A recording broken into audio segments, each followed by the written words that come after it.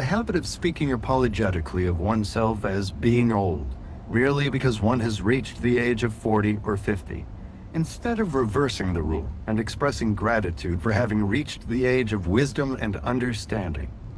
That was from the book Think and Grow Rich. That is an amazing, wonderful book.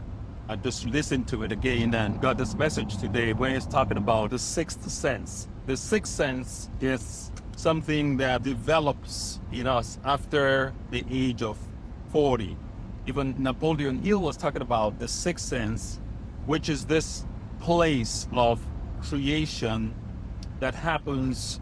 You don't get that knowledge from books. You don't get it from anywhere. You can call it intuition. You can call it the divine. You can call it the place of the unknown. Some people say it's universal intelligence. That's where most ideas or things that are exceptional, that is this new, that has not been seen or heard of, comes from the use of the sixth sense. A lot of the things Thomas Edison did was synthetic imagination. Even Jeff Bezos with Amazon. It's a mix of synthetic and the sixth sense. Even Elon Musk, things like that with the Tesla.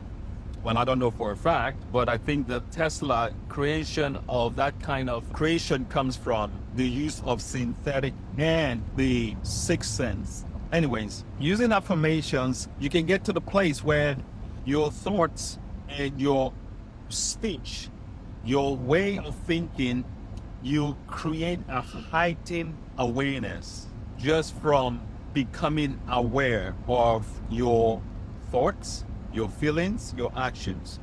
Affirmations are words that we speak, thoughts that we have.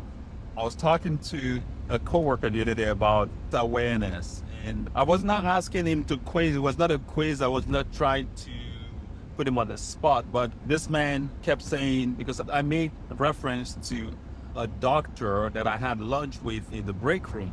So we had a good conversation. I was sharing some information with my coworkers, and they were like, yeah, that doctor is really nice. She's very down to earth. She's nice. She'll have lunch with you and she'll just have conversation. I said, yes, she has a heightened sense of self-awareness. This coworker said, yes, me too. I have a high sense of awareness. So that was what made me ask him that question. What is awareness? He was just looking like a deer in a headlight. And he ended up going to Siri to ask Siri, what is awareness?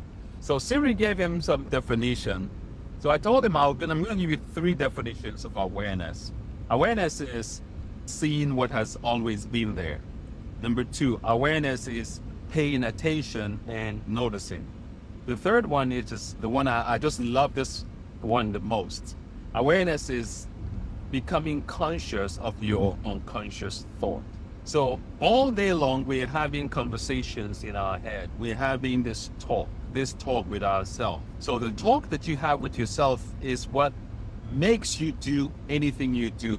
Most people that cannot make business investment or take a chance at things that they are not familiar with because of fear of failure, fear of what if I don't succeed, is coming from their awareness, the conscious or unconscious thought that you're having. We all have these 2 voices in our head all the time. We are coaching ourselves. Do you know you are the best coach that you can have? You are the best coach. Nobody can coach you more than you can coach yourself. But you just have to know who you give more airtime to. Because whenever you decide to do anything, there's a voice inside of you that tells you, play safe, I want to protect you. That's your the villain voice in your head. But your hero voice is telling you, look, there's possibilities here. Go for it. Do it. Take that leap. Invest. Go. Take that move. Do something. Because of the fact that it's something you've never done before, it's uncomfortable. When you learn to understand how those voices in your head is controlling your actions, and when you learn how to quiet the voice that does not enhance you to do what you need to do, think about it. How many times have you had unique ideas, very, very unique ideas, right? And you shoot yourself down and say, yeah, that's really no good. But a week, a month, a year afterwards, you see that idea, somebody else has done it. And you're like, wow, I had that idea first. But you let your villain voice talk you out of that idea. You let the villain voice win. And that idea was coming from where? The supernatural, the divine, could be the sixth sense. And the beauty about this sixth sense, when that intuition, when that idea comes, is very soft. There's no pressure. It's very calm voice. Idea will tell you, why don't you do this? Or there's possibilities here.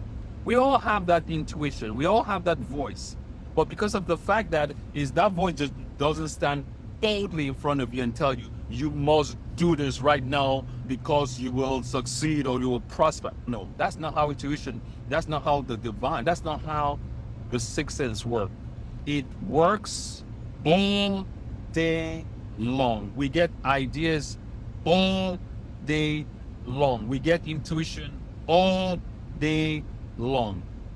But when you're not aware, this thing goes over your head. It goes constantly going over your head.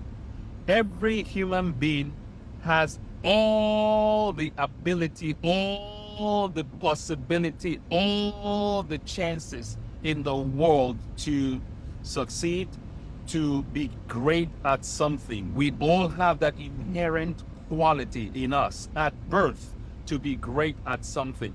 The only thing is that we let fear, we let that villain voice control, take over, take charge of our actions, of our thoughts.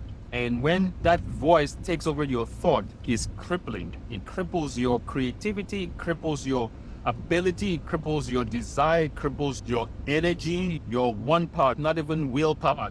One power just dies. Let's start crafting, learn techniques, learn the ways to use affirmations to get back that awareness, ability to see opportunities and go for it. So somebody asked me, does affirmation work? I said, the best way to answer that question is with another question. What if affirmations work?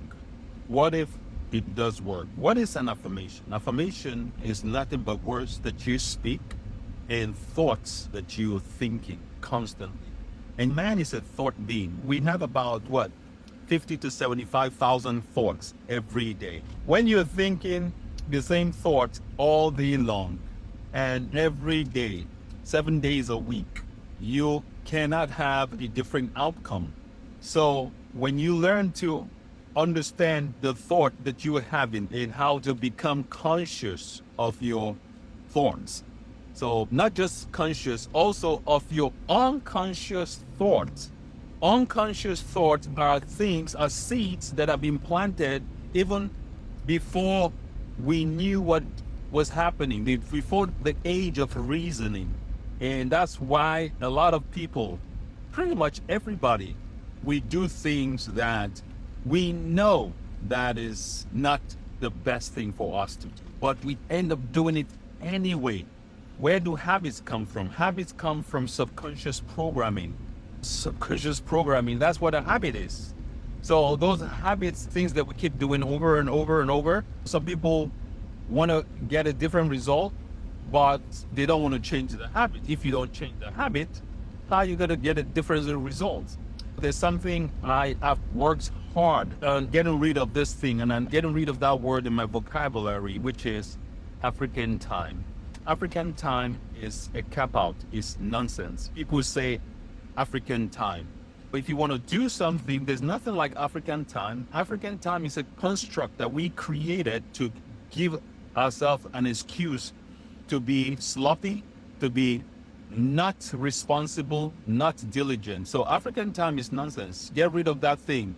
If you say things like African time is wrong programming, there's only the time.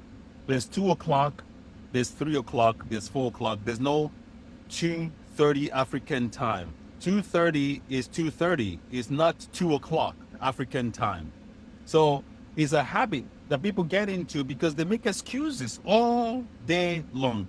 My last visit to Nigeria, I think it was before COVID. I went to Nigeria in 2019. I was having this conversation with my people, and whenever we set up a meeting, I show up on time, and they tell me African time, that there's traffic, I can control it.